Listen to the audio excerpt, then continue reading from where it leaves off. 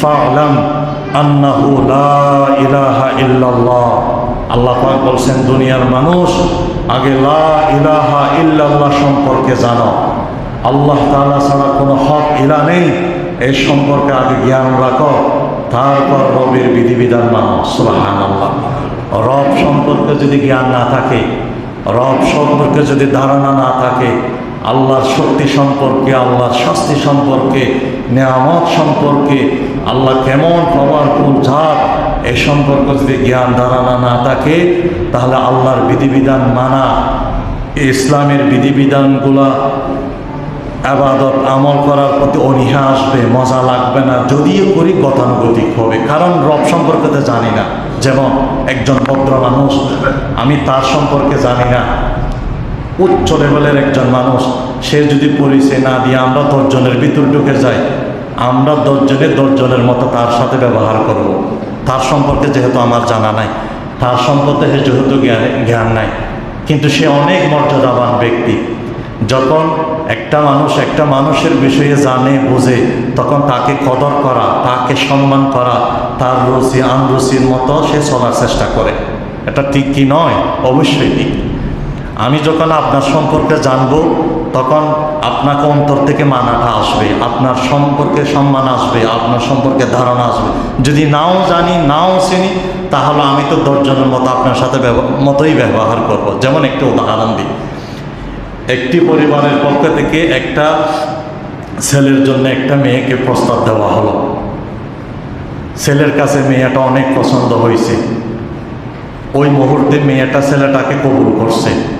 ছেলেটা বাড়িতে আসার পরে ঘটকের মাধ্যমে খবর পাঠালো, মেয়েটা, আমি ওই ছেলের সাথে সংসারে বসবো না, তার সাথে বিবাহে বসবো না, কারণ আমি বিশেষ সূত্রে জানতে পেরেছি সে সিগারেট খায়, সে নেশা করে, তার নেশার সাথে তার জীবন জড়িত। অতএব একজন নেশাখোরের সাথে, বিড়িখোরের সাথে, সিগারেটখোরের সাথে আমি সংসার করতে রাজি নই।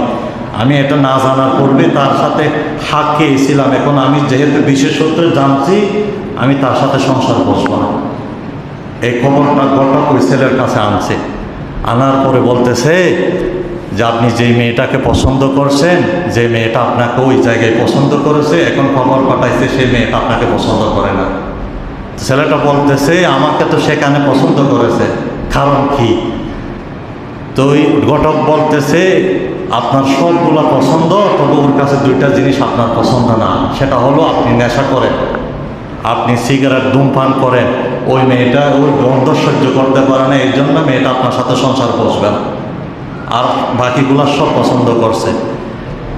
কিন্তু যিনি নেশা করে, সিগারেট খায়, উনি 2 দিনের নেশাখোর না, উনি আজ থেকে 10-15 বছর আগের থেকে নেশাখোর, সিগারেটখোর, ধূমপানের সাথে জড়িত।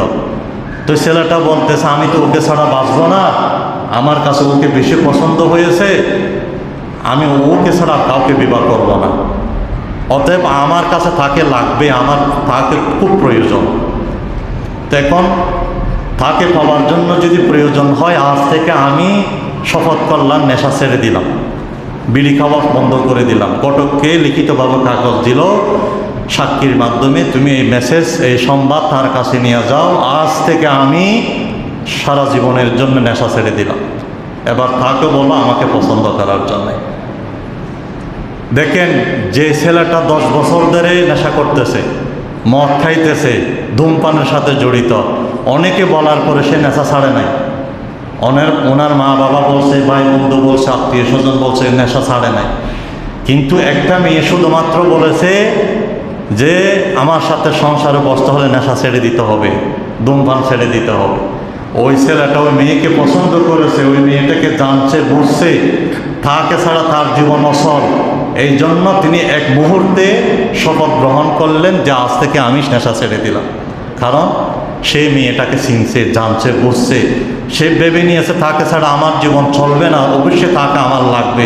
অতএব তাকে পাওয়ার জন্য তার রুচি মতে সে যা অপছন্দ করে তা আজ থেকে আমি অপছন্দ করলাম, সে যা পছন্দ করে তা আজ থেকে আমি পছন্দ করলাম।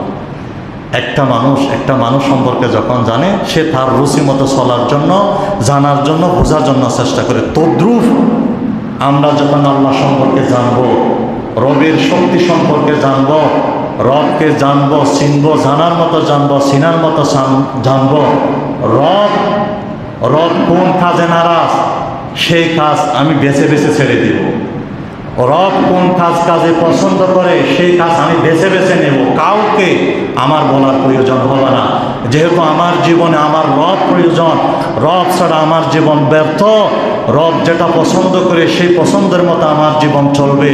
রব যেটা অপছন্দ করে সেই আমার জীবন থেকে তা ডিলিট হয়ে যাবে।